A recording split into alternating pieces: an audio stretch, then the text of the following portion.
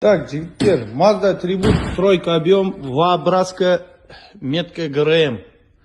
Каждый головке отдельный цеп кетеді. Бір жақ головкасіне бірінші қойып аласыңдар, себебі ол арт жағында тұрады. Мертвая точка, бірінші поршын. Көріп тұрсыңдар, бірінші бер жағында, лобовойға жақын жағы. Так, и мынарда метка бар, бізде коленвалда метка зубқа қойдық. Екінші распредвалға келеміз. Ол кезде бізге көмекке мынау келеді. Артында екі сызық тұр. Мына жерде екінші сызық бар. Оған біз біріншісіне қоясыңдар. Біреу қойылды.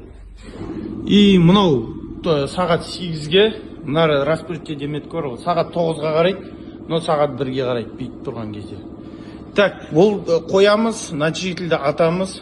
Болды, бұл головке зажигание қойылды. Екінші головка.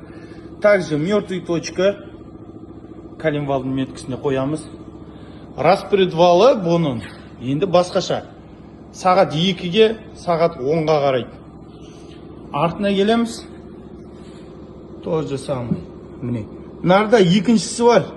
Сонымен шатастырып алмаңдар жігіттер. Так, пайдалы информация болсын. Трибут, тройка объем, Маздаларда осылай қойылады.